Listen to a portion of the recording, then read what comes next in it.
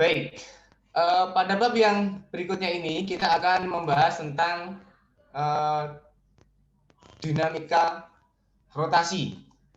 Ya, kita akan membahas tentang dinamika rotasi. Jadi kalau sebelumnya kemarin kita membahas sebagai dinamika translasi, dinamika partikel, di mana pada dinamika partikel itu massa benda tidak diperhitungkan, bukan massa benda, bentuk benda, ya bentuk benda tidak diperhitungkan. Kemudian benda dianggap sebagai partikel. Nah, di dalam dinamika rotasi ini, maka kondisi dari sebuah benda akan menjadi penting di dalam proses pergerakannya. Ya, apakah benda berbentuk bulat, apakah benda berbentuk batang, ataukah benda berbentuk sebuah bujur sangkar atau yang lainnya. Ya, sehingga nanti kita bisa evaluasi bersama. Kira-kira yang menentukan atau yang mempengaruhi pergerakan dari sebuah benda itu apa saja begitu. Sebagai contoh, kalau misalnya kita punya sama-sama kita punya benda masanya sama, ya sigma F sama dengan M kali A misalnya begitu, masanya sama, tetapi bentuk bendanya berbeda, tentunya akan menghasilkan pergerakan yang berbeda pula. Ya, misalnya demikian, misalnya jenengan punya benda masanya 1 kilogram. Kalau 1 kilogram itu berbentuk sebuah cakram, ada pergerakan maka gampang. Atau dalam bentuk bola misalnya. Tetapi kalau dalam 1 kilogram itu bentuknya berupa kotak, maka Anda susah untuk menggerakkannya. Karena kita berbicara tentang rotasi. Ya. Apakah ada dinamika translasi? Ada dinamika translasi, tapi dinamika translasi itu akan lebih pada pergerakan secara translasi. Ketika secara translasi, maka ya bentuk benda tidak begitu berpengaruh. Ya, itu dalam translasi. Tapi kalau dalam rotasi, maka akan berpengaruh. Itu yang terjadi. Ya. Oke. Nah, jadi apa yang kita pelajari di sini? Yang akan kita pelajari itu adalah ada beberapa hal. Yang pertama adalah pusat massa, ya, besaran vektor dalam gerak rotasi, momen inersia atau kelembaman, gerak benda tegar, gerak menggelinding, kekekalan momentum sudut serta kesetimbangan benda tegar. Ya. Pentingnya apa kita mempelajari ini? Pentingnya adalah bahwa ketika kita berbicara tentang pergerakan yang sebenarnya dalam suatu benda itu ternyata ada banyak faktor, ya, ada banyak faktor, ya. Lagi-lagi saya ingatkan bahwa di sini kita melihat bahwa benda itu secara utuh, tidak sebuah partikel, ya, tidak sebuah partikel. Sebagai contoh, kalau Anda perhatikan di gambar sebelah kiri ini ada seorang pemain sumo, ya, dengan mungkin berat sekitar hampir 2 kuintal misalnya begitu, dibandingkan dengan anak yang kecil. Nah, ketika kita berbicara tentang dinamika rotasi, ya, ketika kita berbicara tentang dinamika rotasi atau pergerakan yang sebenarnya, ya, yang sebenarnya, maka bentuk orang ini, massa orang ini juga akan berpengaruh. Yang pertama, yang kedua, gaya yang kita berikan, ya, ada anak kecil ini yang memberikan, ini akan juga akan mempengaruhi posisi gaya yang kita berikan. Kalau kita memberikan gaya tepat di perutnya seperti ini, misalnya, dia tidak akan bergerak apa-apa, ya. Tetapi ketika kita berikan gaya di atasnya di sini, mungkin dia akan berbeda. Atau kalau kita berikan gaya di bawah di sini juga akan berbeda. Nah, kenapa demikian? Karena posisi-posisi itu akan memberikan respon terhadap gaya yang kita berikan. Bahkan kalau misalnya kita bisa menentukan titik di mana sigma gaya yang bekerja pada benda itu sama dengan 0, gaya yang bekerja pada titik itu sama dengan 0, maka dengan gaya yang sedikit saja, maka benda itu atau orang ini bisa akan bergerak. Ya. Apa itu? Itu yang disebut sebagai pusat massa. Apa itu pusat massa? Pusat massa adalah suatu titik, ya, suatu titik yang menggambarkan bahwa pada titik itu sigma gaya yang bekerja pada semua sistem sama dengan 0. Ya, semua sistem akan sama dengan 0 gayanya. Sehingga ketika kita kasih gaya luar yang kecil saja, maka benda itu akan bergerak searah dengan gaya yang kita berikan. Ya, itu pusat massa. Ya, jadi di pusat massa itu maka sigma gaya yang bekerja akan sama dengan 0. Ya, sigma gaya yang bekerja akan sama dengan 0. Sehingga ketika kita kasih gaya yang kecil saja, maka benda itu akan bergerak searah dengan gaya yang kita berikan. Contohnya apa? Banyak sekali contohnya misalnya. Misalnya kalau misalnya apa namanya, benda itu bentuknya bulat misalnya, ya.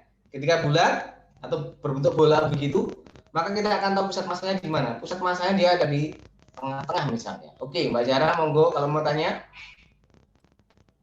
Itu Pak, saya masih kurang ngerti sama yang kalau di pusat massa sigma F-nya sama dengan nol. Bukannya kalau misalnya di titik lain juga sigma F-nya sama dengan nol ya Pak? Soalnya kan percepatannya nol.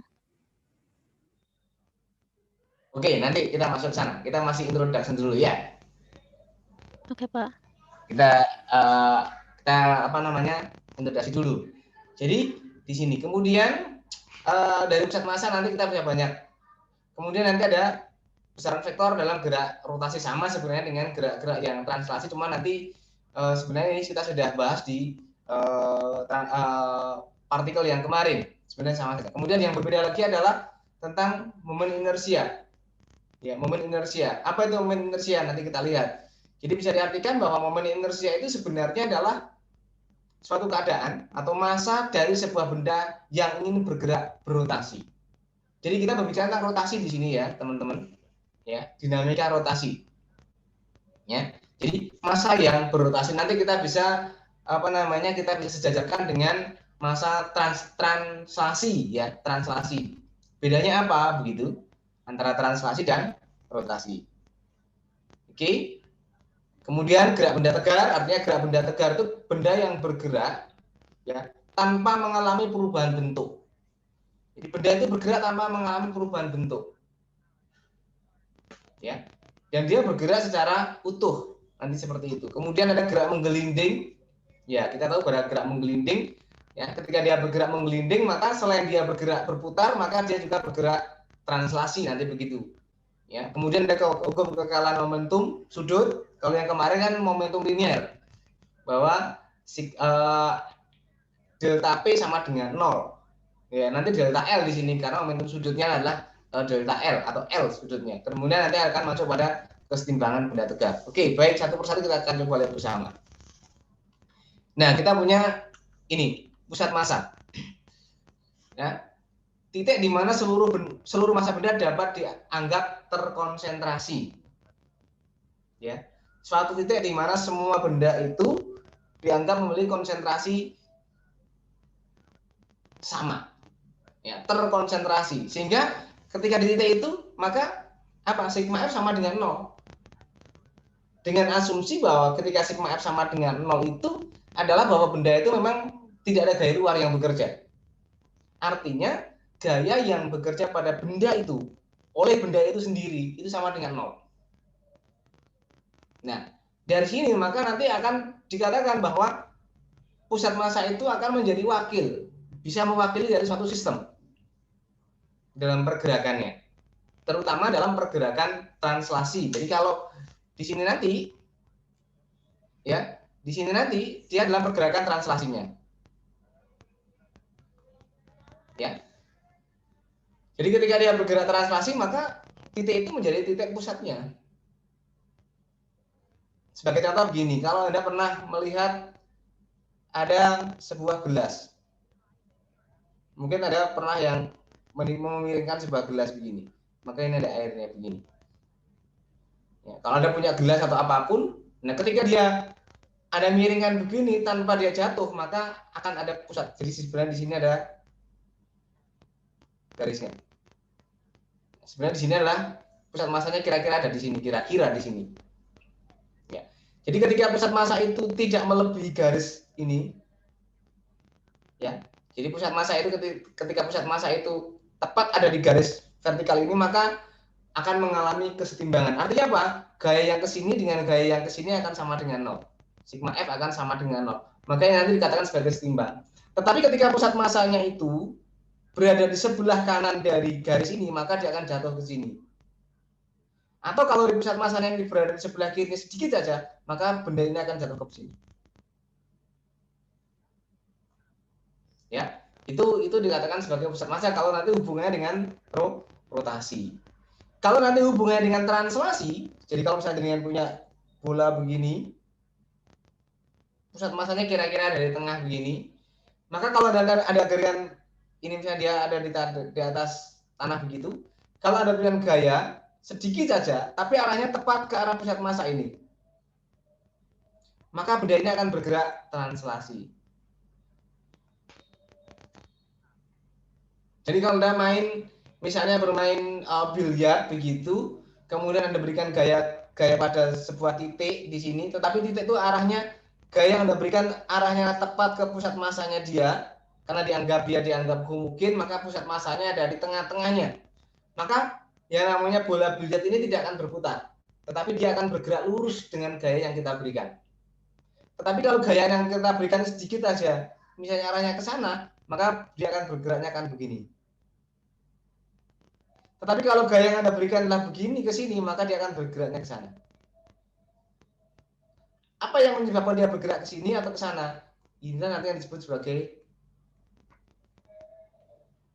torsi. Ya, itu yang disebut sebagai torsi. Torsi itu apa? Nanti kita akan bahas. Torsi itu adalah gaya yang menyebabkan benda itu berputar. Kalau kita punya hukum Newton yang kedua, sigma F sama dengan M kali A, ini adalah translasi. Nah, kalau nanti berotasi itu nanti adalah bahwa sigma F, sigma torsi namanya, ya, sigma torsi sama dengan sigma F cross R, gini kan? Yang ini nanti, ya ini tadi. Karena apa? Antara R-nya ini kan jaraknya. Ini ada sudut. Ini yang menyebabkan dia akan berputar. Nanti kita akan coba lihat pelan-pelan ke sana. Oke, sebelum ini ada pertanyaan dulu. Jadi pusat massa itu suatu titik di mana seluruh massa akan terkonsentrasi. Di titik itu, gaya yang bekerja pada benda itu ya, pada benda yang benda itu maka sama dengan 0. Bisa diartikan sama dengan 0. Kalau dia tidak sama dengan 0, maka akan terjadi pergerakan. Kalau dia bergerak, kalau tidak bergerak, maka dia akan terjadi perubahan. Perubahan apa? Apakah perubahan bentuk, ya, atau yang lainnya? Ya, sebagai contoh ada kasus, bukan kasus ini, cerita beberapa tahun yang lalu, sekitar tahun awal akhir tahun 90-an, ketika saya masih mahasiswa itu, atau awal tahun 2000 kalau tidak salah. Oke, Mbak Jara mau tanya lagi, monggo silakan. Itu Pak mau nanya maksudnya kerja yang gaya yang bekerja pada suatu benda itu kan gravitasi kan Pak. Berarti kalau misalnya ada gaya lain yang bekerja di situ gitu, titik massanya bakal jadi berubah Pak. Pusat massanya. Baik. Baik. Nah, artinya adalah di sini nanti gaya di dalamnya, gaya yang ada di dalam benda itu. Ya, bukan termasuk kalau gaya gravitasi itu gaya luar atau gaya dalam. Gaya luar. Nah, artinya pada titik itu, ya, di titik benda itu, maka gaya-gaya yang bekerja pada benda itu sama dengan 0. Jadi sigma gaya yang bekerja pada benda itu sama dengan 0. Artinya apa? Ketika dia dianggap sebagai gaya luar, kenapa gaya gravitasi kita anggap sebagai gaya luar? Kalau benda itu kita letakkan di begini, kita letakkan, dia akan jatuh. Iya kan? Begitu kan ya? Artinya apa? Bahwa dia karena dia punya potensial. Artinya adalah bahwa misalnya demikian. Kalau saya punya sistem yang seperti ini salurkan dulu. Kita punya sistem. Ini massa 1, massa 2, massa 3. Ya. Kalau sistem ini kita tali dengan kawat, ya. Dan kawat ini tidak mengalami perubahan bentuk, maka suatu ketika kalau saya bisa hitung kira-kira posisi apa namanya titik massanya ada di mana, kita bisa hitung. Sebagai contoh, kalau jenengan pada saat main apa namanya yang diputar itu di jari yang bentuknya yang beberapa waktu lalu menjadi hits itu, yang di jari kita putar begitulah, apa namanya? Fidget spinner. Sama seperti itu. Artinya apa? Kita meletakkan tangan kita, jari kita itu tetap tepat di mana? Di pusat massanya dia. Sehingga ketika di pusat masanya itu, maka kalau kita tidak kasih gaya luar apapun yang bekerja padanya, maka dia akan diam. Karena dia di pusat. Coba kalau misalnya dengan jari jaringan Anda geser sedikit saja dari pusatnya, ya apa yang terjadi? Dia akan terjatuh begini kan? Artinya apa? Bahwa nanti sebenarnya pada pusat massa itu, ya. Jadi kalau di pusat massa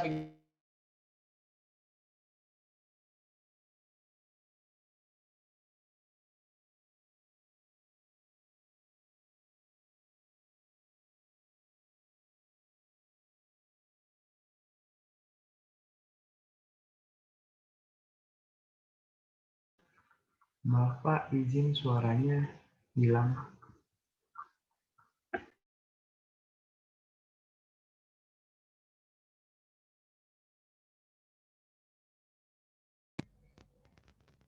Jadi kalau Anda pegang, kalau di sigma gaya tidak sama dengan mau Anda pegang begini, kalau gaya yang ke bawah B-nya lebih besar, maka jari Anda akan terbawa ke bawah. Iya kan? Betul. Tetapi kalau F-nya ini lebih besar, ya lebih besar, maka Anda lebih besar dari gaya yang ke atasnya, maka dia akan bergerak ke atas. Begini kan?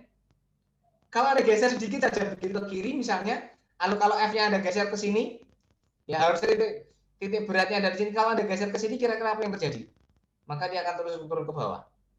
Jadi kalau F-nya di sini, ini lebih besar, maka dia akan jatuh ke bawah begini kan ya? Nah, itu yang pertama. Kemudian yang kedua, ketika dia dalam kondisi setimbang begini, kemudian salah satu ujung Anda geser, Anda tekan, itu begitu. Apa yang terjadi? Maka dia kalau ini ada kasih gaya ke sana, maka dia akan berputar. Karena apa? Tidak ada gaya yang lain yang melawan supaya dia tidak berputar. Jadi kalau di sini nanti akan muncul yang namanya sigma torsi tadi.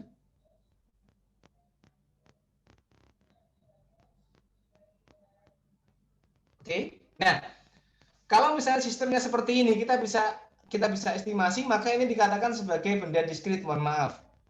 Jadi sistem benda itu ada dua. Yang pertama adalah benda diskrit, yang kedua adalah benda kontinu. Apa itu benda diskrit? Benda diskrit adalah suatu sistem benda yang tersusun atas partikel yang terpisah antara satu dan duanya. Jadi kalau seperti ini misalnya, maka benda ini, kemudian ini, dan ini terpisah. Tetapi terpisahnya ini nanti menjadi satu sistem yang dia akan memiliki jarak yang sama. Dia tidak mengalami perubahan posisi antar satu dengan yang lainnya. Misalnya apa? Ini saya kasih dengan kawat. Ya, ada kawat begini, ya. Di mana kawat ini membuat supaya benda ini tetap menjadi bentuk seperti itu.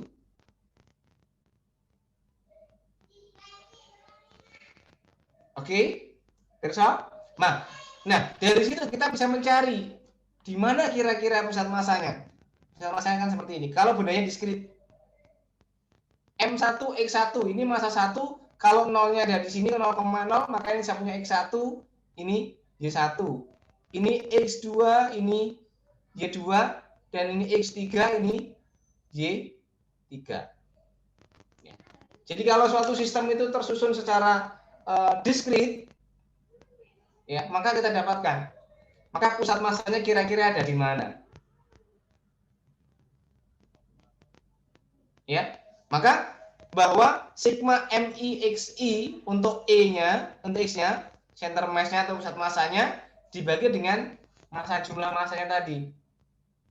Jadi ini adalah berarti menjadi sama dengan, jadi kalau kita lihat, nah ini seperti ini. Ya, saya punya ini misalnya, maka central mass-nya ada di sini. Maka saya punya M1 X1 plus M2 X2 plus M3 X3 dibagi M1 plus M2 plus M3 dan seterusnya.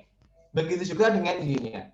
Nah, kalau ini ada seperti ini, seperti saya sampaikan tadi, ya udah. Nah, dia ada di sini pusat masanya. Loh Pak, pusat masanya kok ada di luar dari sistem? Ya tidak apa-apa. Jadi kalau misalnya di sini nanti jenengan kasih suatu tali atau apa yang dia mengikat, ya, dan di sini nanti tidak merubah posisinya, maka dengan gaya sedikit ke atas begitu dia akan terangkat bersama-sama. Itu yang disebut sebagai pusat massa. Sama seperti halnya ketika kita berbicara tentang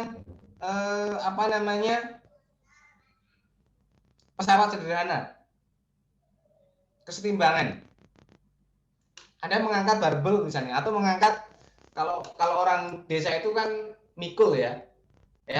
Jadi kalau misalnya kita ada orang begini misalnya, kemudian dia mengangkat barbel, begini ada beban 1, beban 2 begini,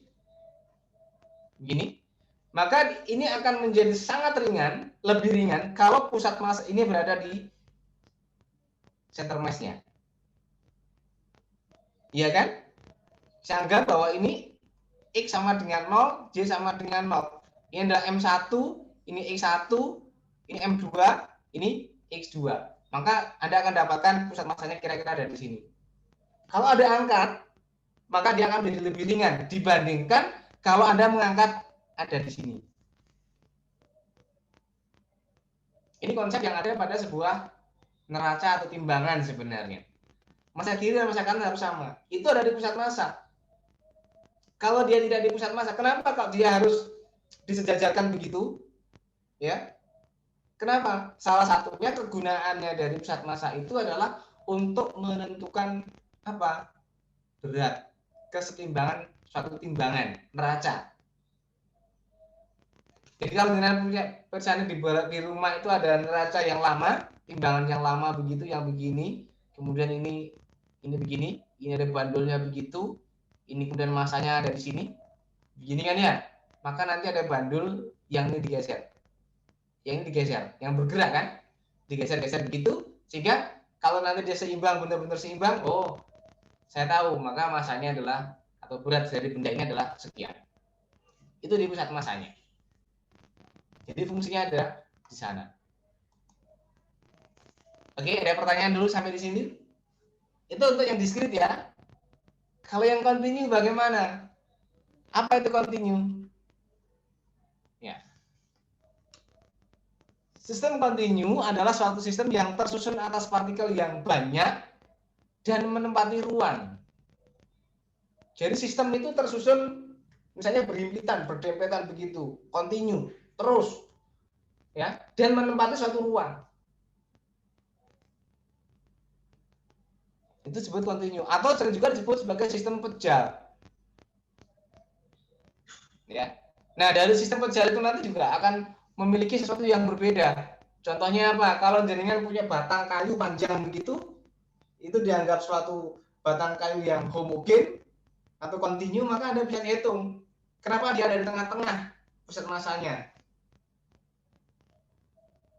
Ya, kita bisa hitung dari situ.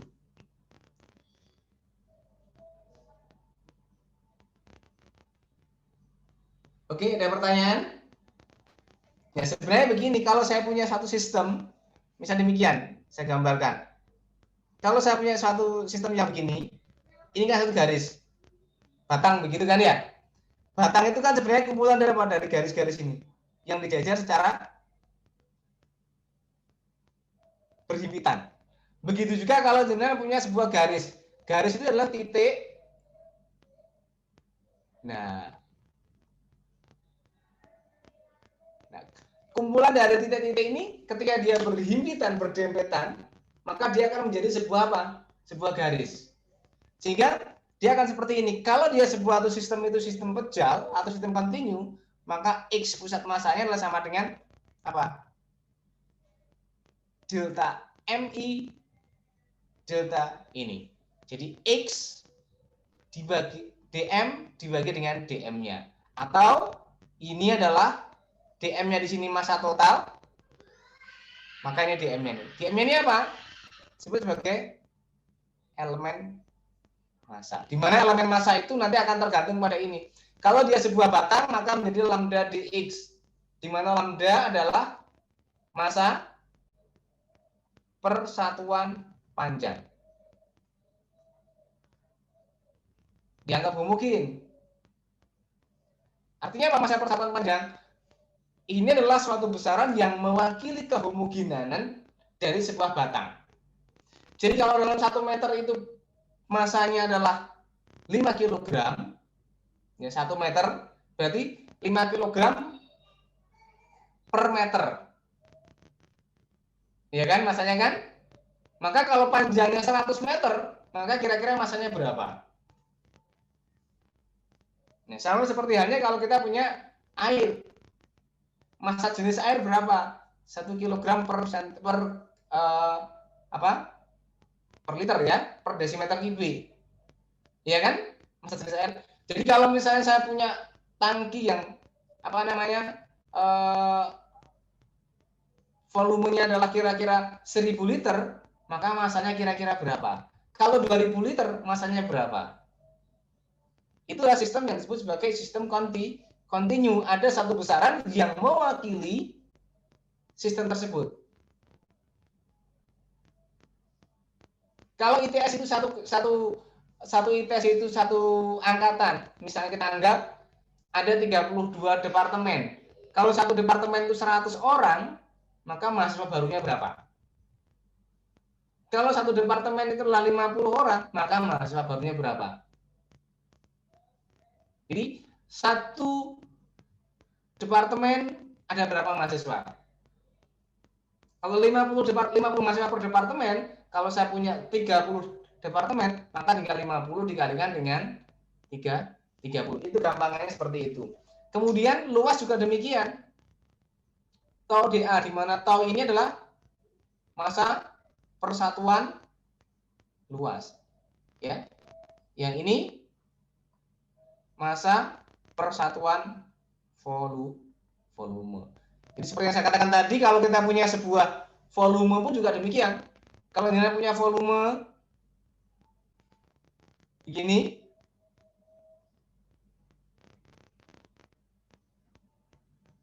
ya, volume ini sebenarnya kayak apa?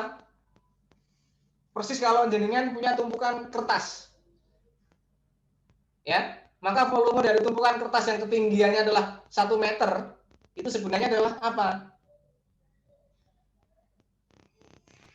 Luas dari satu lembar kertas yang Anda tumpuk, maka lama-lama akan menjadi sebuah volume kertas. Volume kertas tadi. Maka itu konsepnya seperti itu. Jadi ini adalah sebenarnya adalah luasan yang di sini dikalikan dengan tingginya ke atas. dV-nya nanti demikian. Ya, dV-nya akan seperti itu dan seterusnya dan seterusnya.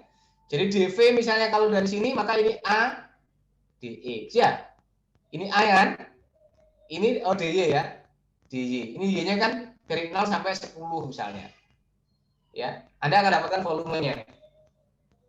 Dan seterusnya dan seterusnya. Ada pertanyaan dulu, monggo silakan untuk sistem yang kontinu ini. Jadi kalau ini itu adalah titik-titik begini, ini disebut sebagai dx ya, dx yang bergerak dari 0 sampai x, ya kan? Ya dx-nya kan. Kalau dA, ya kalau jenengan punya dA, maka kumpulan dari garis ini satu garis, ya ini adalah L. Maka ini dia berjajar dari X sama dengan 0 sampai X sama dengan P. Maka dia akan menjadi luasnya L sama dengan P dikalikan dengan L. Dan seterusnya. Itu adalah konsep dari logika dari matematika.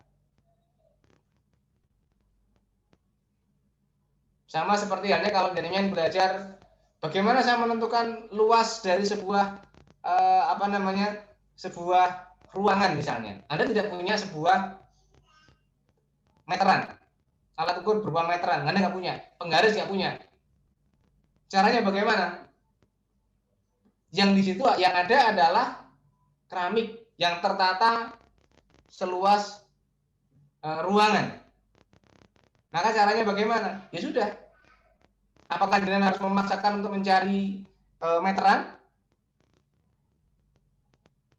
Kan tidak perlu kan? Bisa saya hitung aja. Panjang di sisi panjangnya jumlah keramiknya ada berapa? Di sisi lebarnya jumlah keramiknya ada berapa? Saya kalikan. Maka saya dapatkan luasnya ini adalah misalnya 120 keramik. Misalnya. Nah, satu keramik luasnya berapa? Baru kita hitungkan. Ayo, Mas Madi mau tanya, Mas Nanta? Ya Pak, saya izin bertanya. Ini untuk yang ini berarti dianggap semua benda itu datar ya Pak ya? Soalnya kan kalau dia dimiringin kan sepertinya pusat masanya kan bakal beda ya Pak ya? Berarti ini semua benda itu dianggap datar gitu. Sebenarnya sama saja, Mas. Sebenarnya sama saja. Hanya saja itu nanti akan berbeda di dalam mencari dV-nya ini. DM-nya yang berbeda. Jadi kalau misalnya, oh Pak, kalau saya punya baloknya saya miringkan begini, bagaimana Pak? Maksudnya begini kan ya? Begini kan? Sama saja. Hanya saja ketika nanti ada seperti ini, untuk mencari DM-nya ini, matematis loh ya, bukan bisnisnya. Secara matematis, jenengan akan kesusahan. Jenengan nanti akan mendapatkan materi ini di semester 2. Ya, di semester 2. Maka nanti ada DA-nya. Jadi kalau DV itu sama dengan adalah apa? A dx. Atau bisa sama dengan X dA. Terserah yang mana. Hanya saja nanti kalau Anda menggunakan ini secara integrasi ini, ya ketika dia dimiringkan lebih susah. Ya. Sehingga saya tidak mengajarkan di situ. Ya. Tetapi konsepnya adalah bahwa kalau misalnya jenengan mencari sebuah luasan, ya luasan itu sama-sama seperti ini. Jadi kalau Anda mencari luasan begini, ya luasan begini, maka yang Anda lakukan apa? Anda pakai penggaris atau apapun, ini kan dijajar. Tapi jajarnya kan berhimpit kan? Kalau Anda jajar secara berhimpit, maka lama-lama akan menjadi sebuah luasan. Artinya apa? Saya punya panjang ini, ya, atau L atau apapun, kemudian saya hitung dari sini sampai di sini. Ada berapa banyak? Berarti artinya adalah luasannya itu adalah panjang dari batang ini saya kalikan dengan jumlahnya ke sini. Jumlahnya ada berapa? Kan sebenarnya sama seperti kalau jenengan menggunakan meteran. Panjangnya ini berapa? 1 meter misalnya. Kemudian ke sana berapa? 1 meter. Dari mana 1 meter? Itu sebenarnya 1 cm ditambah 1 cm ditambah 1 cm sampai dengan 100. Kan begitu sebenarnya. Sehingga Anda bisa mengatakan luasnya berapa? 1 meter kali 1 meter. Kalau ini Anda miringkan begini, mohon maaf, misalnya Anda menghitungnya begini, ya bisa saja. Tetapi variabelnya menjadi sangat susah. Ya, jadi ini sebenarnya kan tumpukan dari sebuah garis-garis, tetapi Anda menghitungnya bagaimana? Lebih susah.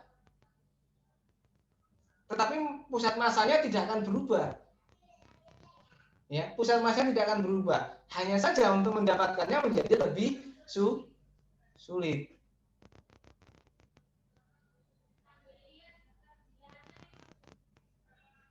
Begitu kira-kira. Bagaimana, Mas Nanta? Iya Pak, makasih Pak. Ya, oke. Nanti kita bisa di berikutnya nanti akan muncul seperti itu. Ketika kita mencari momen inersia, ketika kita mencari keseimbangan, nanti akan muncul. Tetapi paling tidak bahwa karena apa?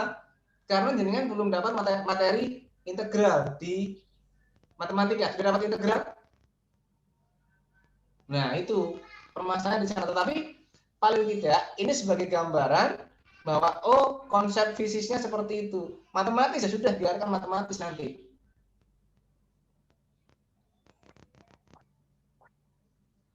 Oke ya. Sehingga DM sama, DM-nya dari sini. Kalau dia berupa batang maka lambda dx. Kalau dia berupa luasan maka tau dA. Kalau dia berupa volume menjadi rho dV. Itu dianggap sebagai benda yang kontinu. Nanti kita lihat bersama-sama. Contohnya ini, nanti Anda bersani. Nah, ini seperti ini misalnya. Nah, X kan ada di sini nolnya. Seperti saya katakan tadi, Mbak Zara. Maka nanti kira-kira seperti ini pusat masanya ada di mana? antara benda ini dan benda ini. Maka kalau kita lihat dari sini, maka akan dapatkan seperti ini. Maka pusat masanya adalah di 4 meter dari X, berarti kira-kira ada di sini. Nah, di titik sini nanti, kalau kita hitung menggunakan konsep torsi, maka Anda akan dapatkan seperti yang dikatakan Mbak Sarah tadi, ini adalah W1, ini ada W2, maka ini adalah torsi 1 akan sama dengan torsi 2. Artinya di titik ini, maka jumlah gaya yang bekerja padanya sama dengan 0. Kalau ini ada pundak angkat sedikit, maka keduanya kalau ini bergerak 1 meter, maka ini juga akan bergerak 1 meter, ini juga akan bergerak 1 meter. Artinya apa? Gaya-gaya yang bekerja dari luar sistem itu akan sama dengan 0. Begitu maksudnya, mungkin tadi pertanyaan Mbak Sarah tadi. Ini diskrit. Kalau kontinu bagaimana? Nanti kita akan lihat bersama-sama. Nah, ada di situ kan? Ini mengolah saja perpindahannya, sudut, kemudian kecepatan juga kecepatan sudut, percepatan sudut dan sebagainya. Ini mohon maaf, ini adalah PowerPoint standar yang diberikan. Sebagian sudah saya tambahkan, tapi sebagian masih saya akan jelaskan melalui tambahnya melalui penjelasan yang seperti ini. Oke ya, insya Allah ini bisa. Seperti yang kemarin kita lihat bersama. Oke, ini juga sama, ya. Perbandingan antara pergerakan antara translasi dengan rotasi. Ini sama, oke, sama. Oke, terus nanti saya akan sampaikan ke jenengan seperti biasanya. Nah, ini yang berikutnya adalah momen inersia. Ya. Kalau Anda baca dalam beberapa literatur, beberapa buku, bahwa momen inersia didefinisikan sebagai jumlah perkalian massa setiap partikel dan kuadrat jarak masing-masing terhadap sumbu rotasi.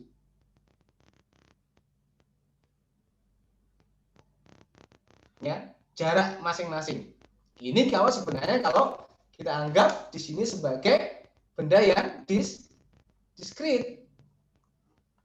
Saya punya M1, saya punya M2, saya punya M3, saya punya Mn.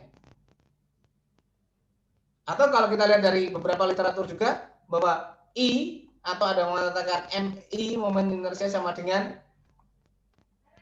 besaran yang menyatakan apa? Massa benda yang berputar. Inert, makanya inert, dalam, ya. Momen inersia, inert, ketika momen maka dia berputar. Momen dia akan berputar. Inert maka dia adalah keadaan yang dimiliki oleh suatu benda itu ketika dia berputar. Itu disebut sebagai momen inersia. Besarnya apa? Nah, baru besarnya bahwa MI sama dengan sebanding dengan R kuadrat dm. Ini adalah kalau D. Kalau Anda perhatikan ini dm, berarti ada dua kondisi.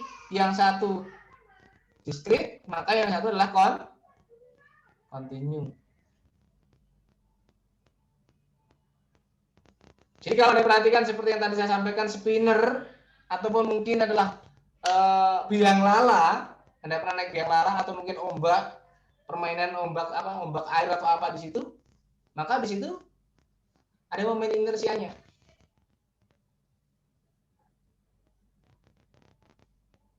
Ya, atau mungkin kalau dengan persani baling-baling misalnya juga demikian, dia punya momen inersia.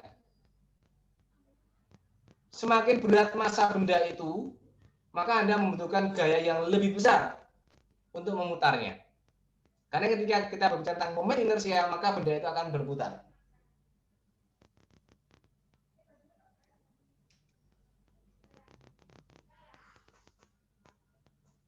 Oke, ada pertanyaan?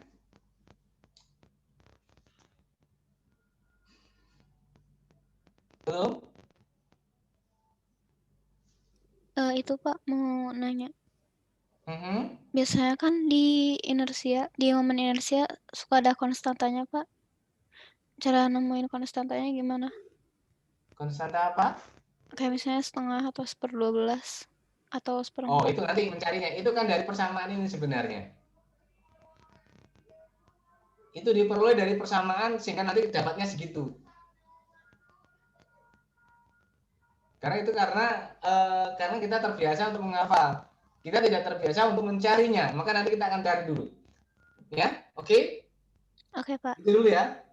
Nanti kita akan masuk sana. Nah, sekarang kita lihat diskrit sama seperti yang tadi. Diskrit berarti dia benda itu terpisah secara apa? Terpisah. Tetapi sistem itu menjadi tetap, tetapi jaraknya benda itu terpisah. Bisa seperti ini. Saya punya M1 dengan cara ini. Jadi inilah porosnya. Ya, porosnya. Saya punya M1, ini R1, M2, R2 dan sebagainya. Maka kita akan dapatkan. I-nya nanti akan seperti ini. Semakin besar momen inersia dari suatu benda itu, maka semakin besar gaya yang kita butuhkan untuk dia berputar.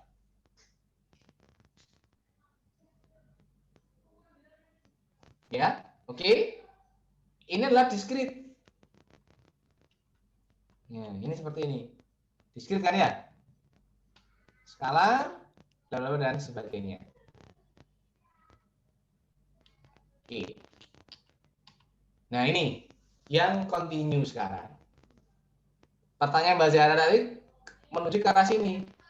Ketika kita dapatkan sepertiga ml kuadrat, 1/12 ml kuadrat, setengah ml kuadrat untuk bola, untuk lingkaran dan sebagainya dari sini. Oke? Ada pertanyaan dulu? Belum? Nah, ketika kita berbicara tentang kontinu maka akan seperti ini, teman-teman. Ada R kuadrat, ada dm. Ini yang seringkali membuat hanya kita hafalkan. Jadi kalau misalnya sebagai contoh misalnya, ini nanti pertanyaan Mbak Zahra. Saya punya batang tipis homogen. Homogen itu adalah satu benda yang memiliki kerapatan sama. Jadi kalau 1 meter ada 10, maka kalau 2 meter berarti ada 20. Kalau 3 meter berarti ada 30. Itu artinya benda yang homogen. Dianggap bahwa semuanya sama. Sehingga kalau kita dapatkan seperti ini, bahwa MI sama dengan R kuadrat dm, sama seperti ini. Jadi kalau kita anggap bahwa kita putar di sini, ini porosnya, ini dm-nya ada di sini. Ini adalah elemen massa. Ini dm-nya. Ya, oke. Kalau ini panjangnya adalah L, ini adalah ujungnya adalah A, ini adalah B, ya, maka ini adalah A kecil, maka ini sampai di sini adalah apa? L min A. Betul begitu kan ya? Nah, kalau Anda perhatikan, DM-nya Anda boleh taruh di sebelah sini, Anda boleh taruh di sebelah sana. Maka integralnya akan tetap seperti ini integralnya. X dm dengan X adalah jarak antara elemen massa terhadap poros.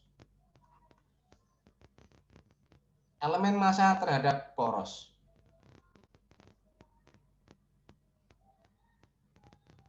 Oke, sampai di sini paham dulu?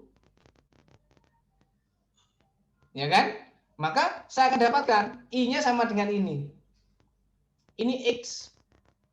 Kenapa ini menjadi seperti ini? Karena ini batang, jadi DI-nya berarti sama dengan integral X kuadrat dm. Ini sengaja memang saya kosongkan di sebelah sini. Maka X ini adalah jaraknya ini jaraknya. Ini kan integral dari X kuadrat dm-nya apa? Karena dia berubah batang, maka menjadi lambda dx.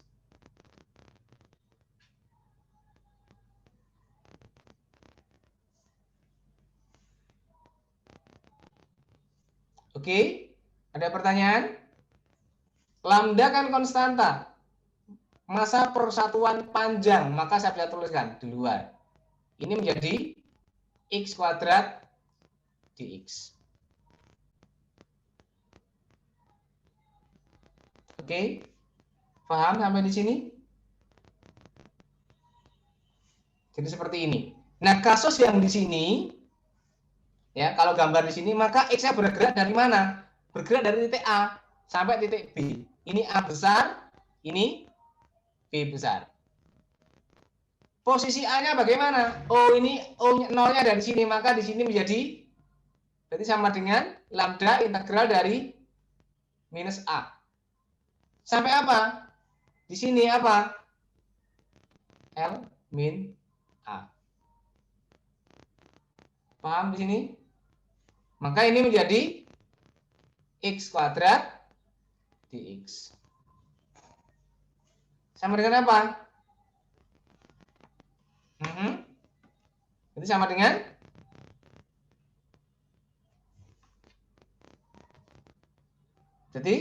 lambda 1/3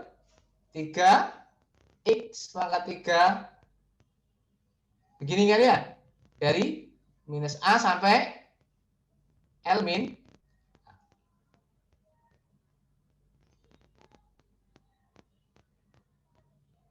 Oke.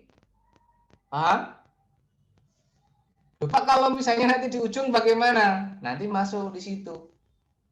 Kita selesaikan dulu ya.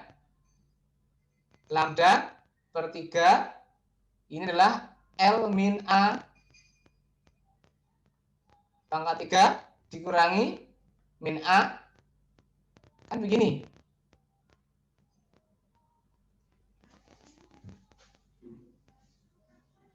Ya, begini. Betul. Sama dengan lambda per 3. Ini ketemunya menjadi L pangkat 3 min. Ayo. 3L kuadrat A. 3L kuadrat A. Ditambah 3L A kuadrat. 3L A kuadrat min A pangkat 3. 3 kan? Ya, ini minus.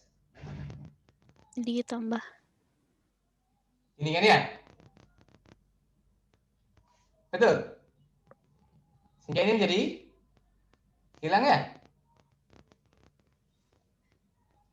Saya bisa tuliskan menjadi lambda L per 3 ini L kuadrat min 3LA plus. Betul begini? Ini dianggap sebagai lambda L sama dengan M per 3 L kuadrat min 3LA plus 3A kuadrat. Nah, kalau misalnya sekarang, kalau misalnya dia di ujung, porosnya ada di sini, maka A sama dengan 0. Kalau A sama dengan 0, maka I-nya berapa?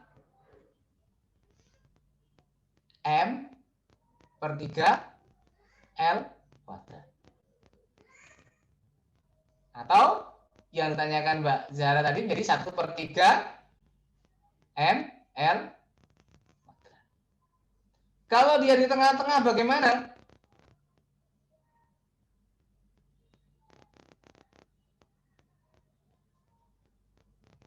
A sama dengan setengah L. Maka nanti I-nya ketemu sama dengan 1/12 ml kuadrat. Kalau misalnya dia demikian, ini ada tali begitu, tali.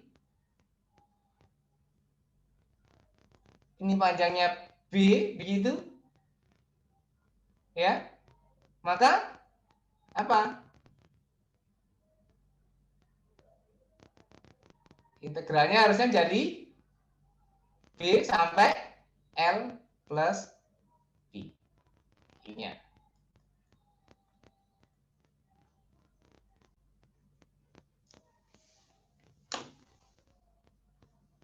Ada pertanyaan? Jadi kenapa menjadi sepertiga, karena seperti 12 itu dari situ sebenarnya teman-teman.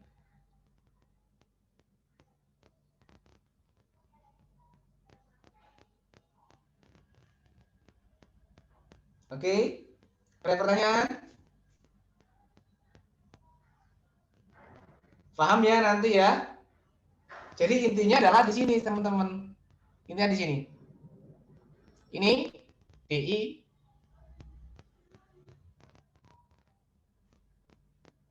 Jadi kalau dengan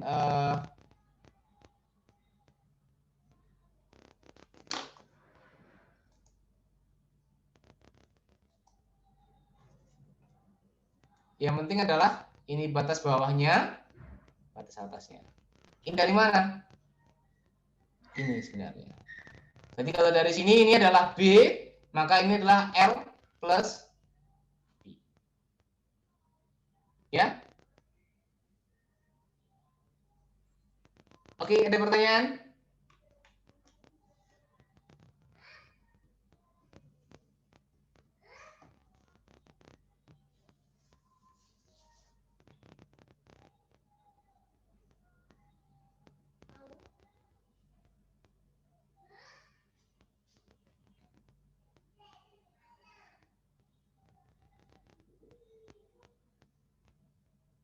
Silakan, ada pertanyaan.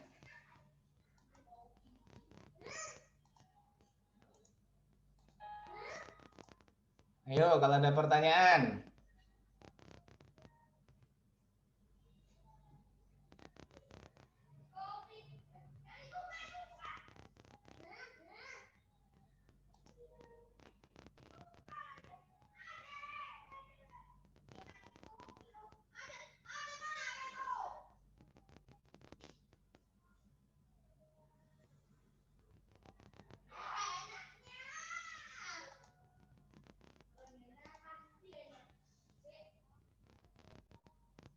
Oke ya.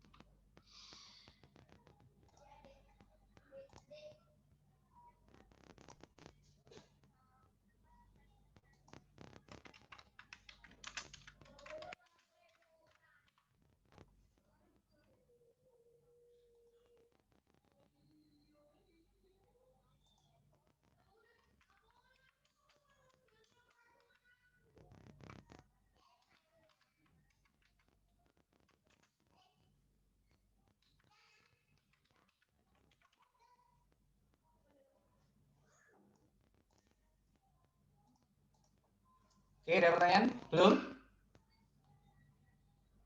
Oke, baik. Kalau nanti hanya luasannya adalah luasan yang luasan yang dalam tanda petik, misalnya luasan bukan luasan bola atau luasan yang lainnya akan jauh lebih gampang. Jadi kalau misalnya gini misalnya, jadi kalau misalnya kita punya luasan, tetapi luasannya berupa luasan kotak misalnya begitu, sama saja sebenarnya Mas. Jadi kalau misalnya kita punya, nanti kalau kita luasan ya sudah. Jadi kalau kita masukkan ini ya, MI luasan.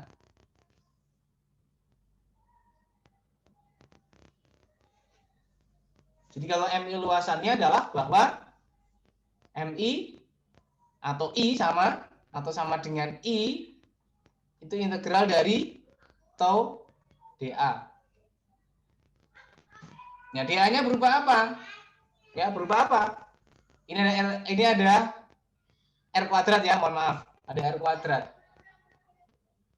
Jadi kalau misalnya dengan punya luasannya begini misalnya,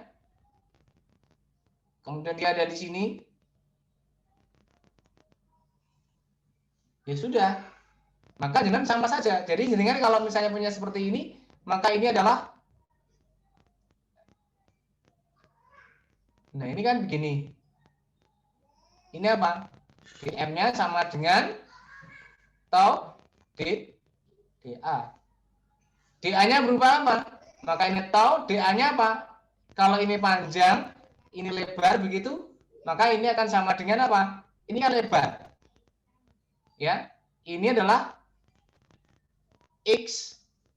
Berarti itu sama dengan apa? L dx. Jadi ini adalah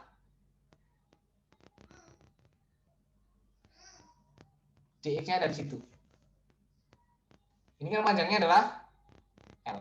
Jadi kalau dari sini A, ya berarti di sini adalah P means A. Jadi dm-nya jadi apa? Ya, maka dm-nya sama dengan tau. Ini L-nya tetap, ya, L-nya kan tetap, tinggal menjadi dx, ya. Kali apa? Sudah seperti ini kan ya?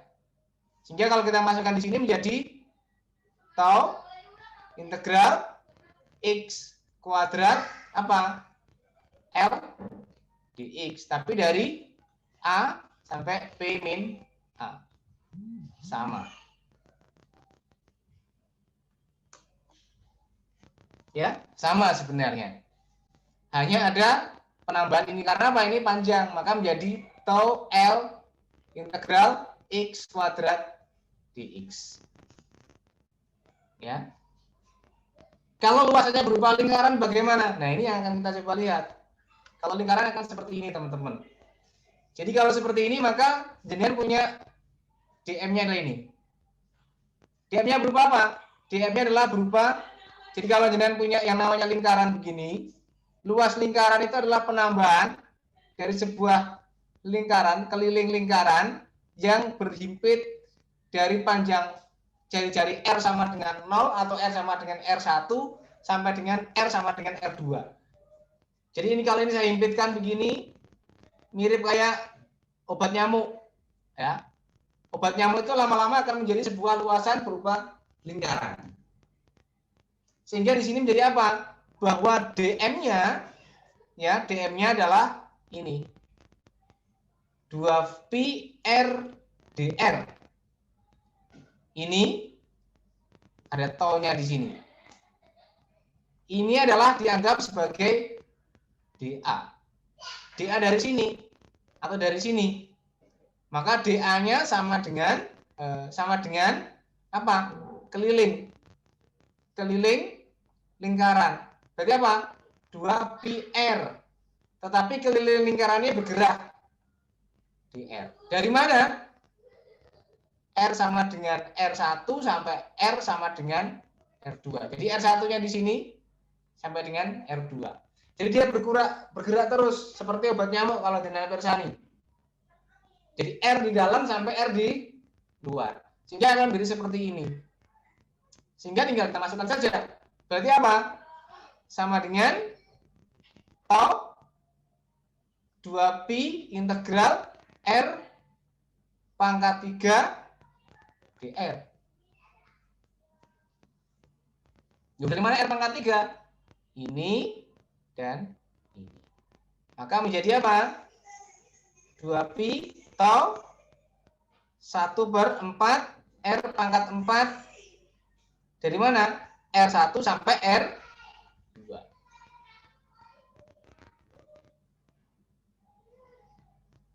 Ada pertanyaan? Ayo. Kalau ada.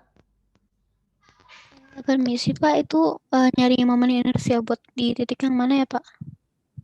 Poros. Masih di poros ini. Di sini porosnya. Oh, maaf.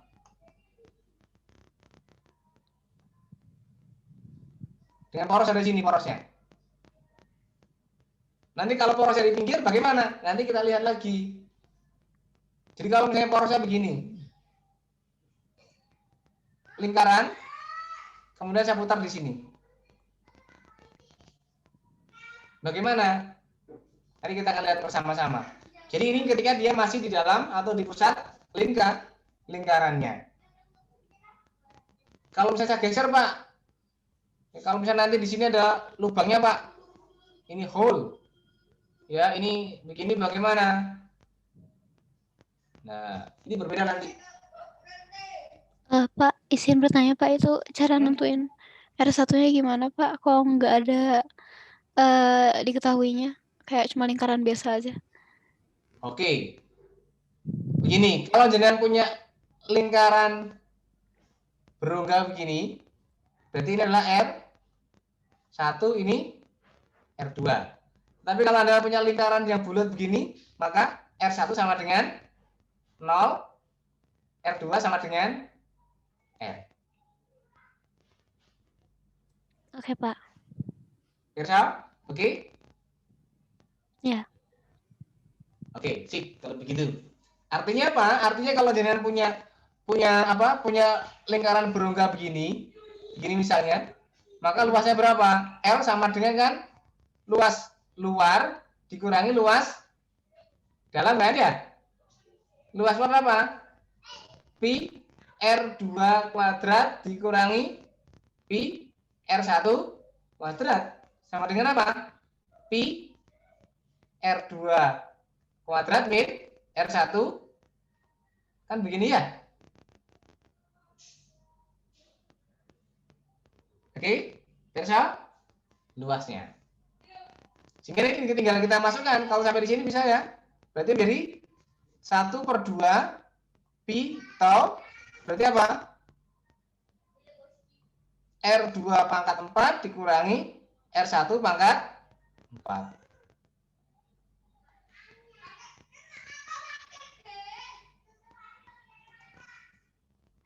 Ini secara matematis saya kan bisa manipulasi.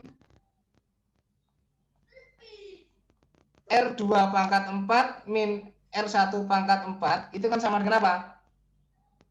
R1 kuadrat plus R2 kuadrat. Begini toh? Saya bisa kalikan dengan R2 kuadrat min R1 kuadrat. Boleh nggak? Sama nggak? Sama. Sama kali ya? Berarti saya masukkan. Saya bisa masukkan di sini. Berarti sama dengan setengah pi tau R2 kuadrat plus R1 kuadrat dikali dengan R2 kuadrat min R1 kuadrat. Bentar, saya baca.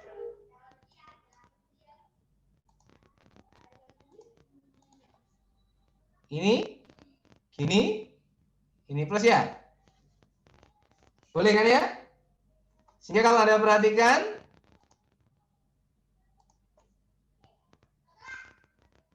ini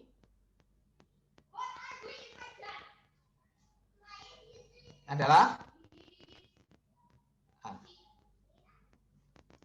Atau L ya. A ya. Boleh? Betul? Sehingga saya akan dapatkan dari sini setengah atau A R2 kuadrat plus R1 kuadrat. Ini apa? M R2 kuadrat plus R1 kuadrat. Untuk apa namanya? Lingkaran penuh, maka R1 sama dengan 0, sehingga I sama dengan setengah MR.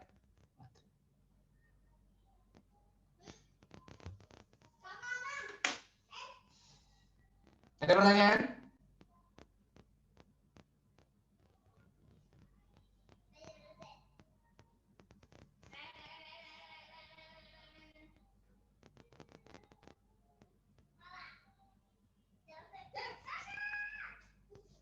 Ada pertanyaan?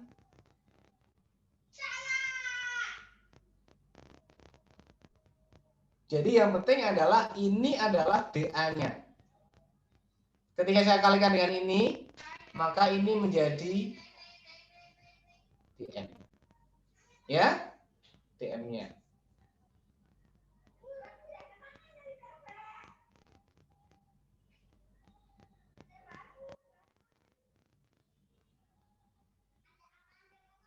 Oke, ada pertanyaan?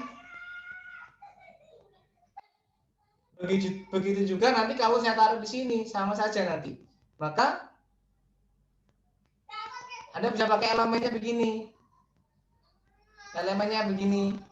Ya, ini elemennya seperti ini, boleh. Ya. Jadi elemennya bergerak. Dan seterusnya. Nanti bisa macam-macam. Caranya bisa macam-macam. Tapi kalau yang seperti ini nanti kita menggunakan metode yang lain biar tidak susah. Ini di matematik kalau nanti seperti ini. Ya. Seperti ini nanti dengan menggunakan di mata kuliah matematika.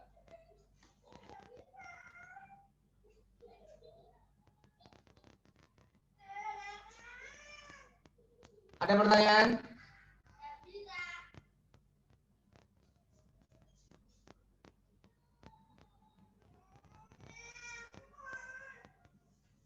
Oke, ada pertanyaan?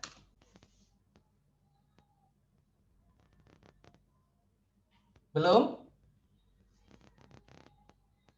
Nah, ini nanti akhirnya yang seperti ditanyakan oleh Mbak Zara tadi seperti ini. Ya. Sepertiga, 1/12 dan sebagainya kan seperti ini. Tapi dasarnya adalah tadi dasarnya. Bahwa dasarnya adalah kita harus tahu dulu bahwa I-nya atau DI-nya sama dengan adalah R kuadrat DM. Kalau kita integralkan. Yang saling bermasalah itu di sini. Ini adalah lambda dx sama dengan tau dA atau rho dv.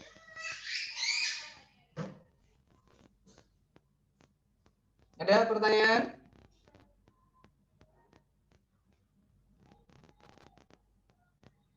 Belum? Nggak ada Pak dari saya. Silahkan kalau tanya. Ini nanti ada contohnya. Ini diskrit ini. Nah, ini diskrit semua. Ini masih diskrit. Kontinunya saya belum tambahkan karena ini masih standar dari ITS. Nanti ada yang namanya dalil sumber sejajar. Jadi dalil sumber sejajar kalau mencari yang seperti yang saya katakan tadi, kalau nanti dia begini, kemudian saya putar di sini. Ya, putarnya ada di sini. Jaraknya adalah A terhadap pusatnya, maka I-nya berapa? Kita menggunakan cara yang seperti ini. Atau kalau seperti ini, kemudian ada lubangnya di sini, ya, begini. Maka kalau saya putar di sini bagaimana? Maka kita menggunakan dalil sumbu sejajar. Oke, ada pertanyaan?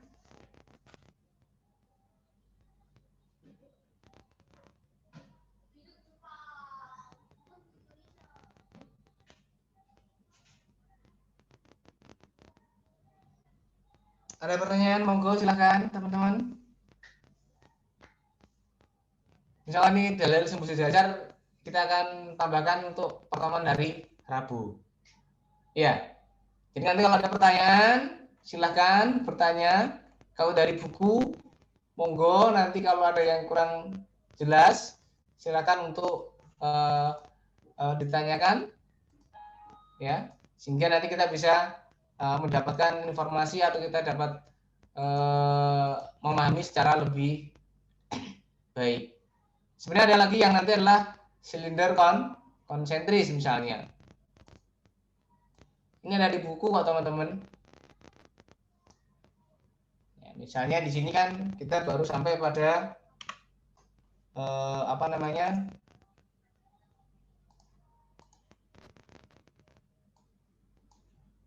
Jadi kalau misalnya kita di buku kita punya ini adalah volume nanti. Volume bagaimana? Ya rho dV. dV-nya bagaimana? Perbedaannya di mana? Perbedaannya hanya di seperti yang saya katakan tadi. Ya. Jadi kalau rho dV ya ini rho dV-nya di sini.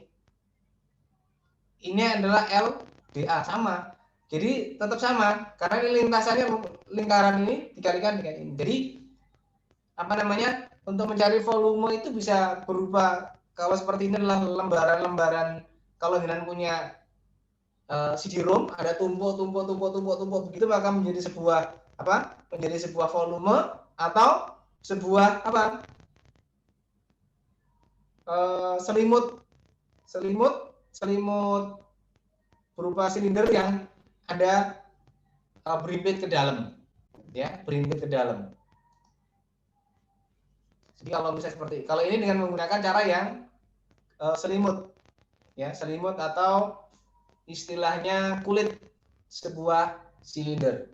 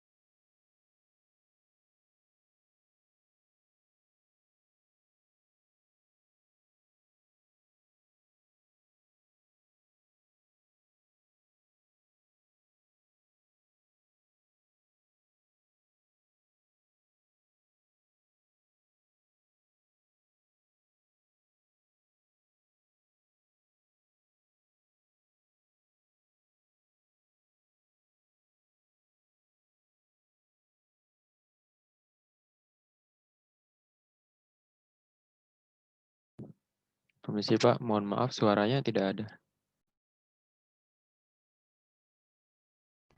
Oke, saya ulangi ya. Terima kasih. Jadi kita menggunakan jalur sumbu sejajar yang nanti ada di bawahnya di sini. Mana tadi? Di bawah ya.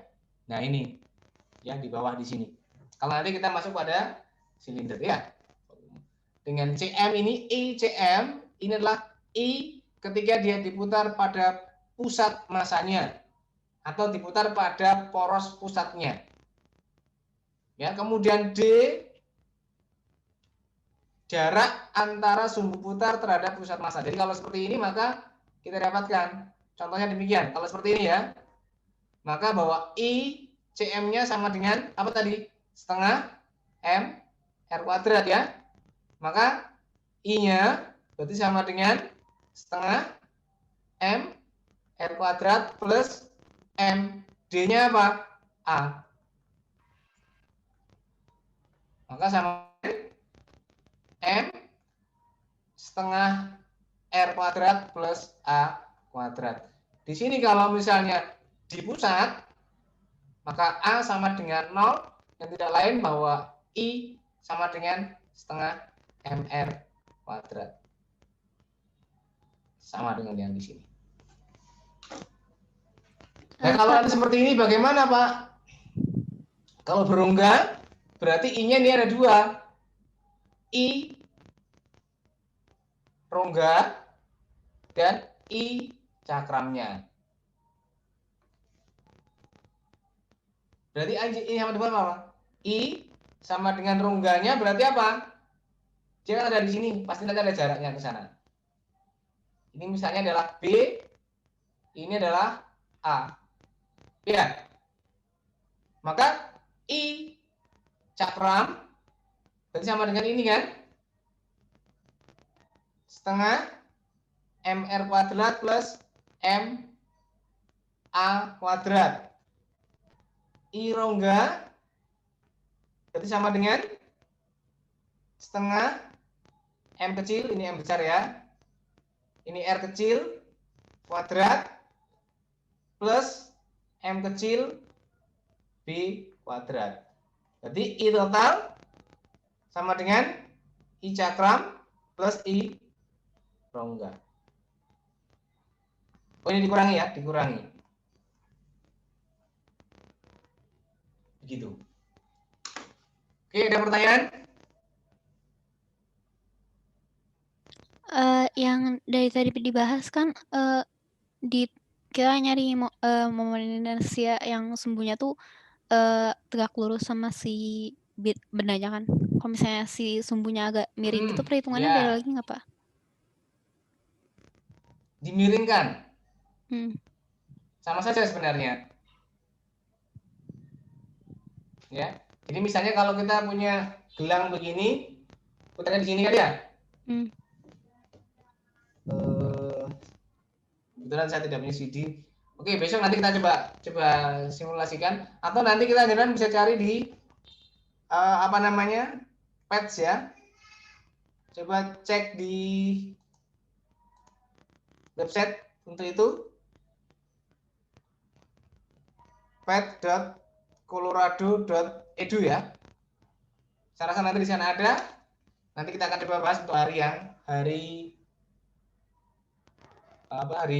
Rabu ya, insya Allah ya. Mungkin itu.